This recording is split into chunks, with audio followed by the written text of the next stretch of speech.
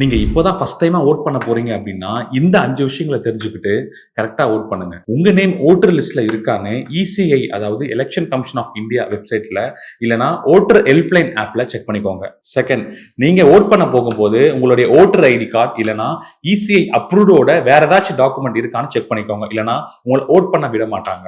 Number 3, இதுதான் ரொம்ப ரொம்ப முக்கியமானது. நீங்க யாருக்கு ஓட் பண்ண போறீங்க அப்படின்றத நல்லா ரிசர்ச் பண்ணிட்டு ஓட் பண்ணுங்க.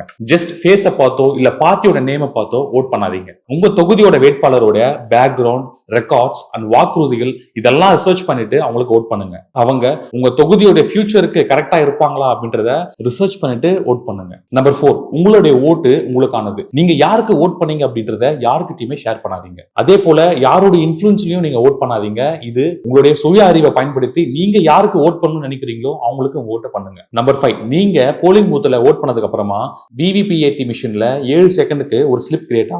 அந்த ஸ்லிப்ல நீங்க ஓட் பண்ண சின்னம் கரெக்டா, அந்த நேம் கரெக்டா அப்படின்றத செக் பண்ணிட்டு வெளியே வாங்க. அதே போல போலிங் பூத்ல நீங்க ஓட் பண்ணும்போது அங்க செல்ஃபி எடுக்கிறது, அதை சோசியல் மீடியால போஸ்ட் பண்றது இதெல்லாம் சட்டவிரோதமான செயல். கண்டிப்பா உங்களுக்கு ஜெயிலுக்கு போறதுக்கான எல்லா வாய்ப்பும் இருக்கு அப்படின்னு சொல்றாங்க.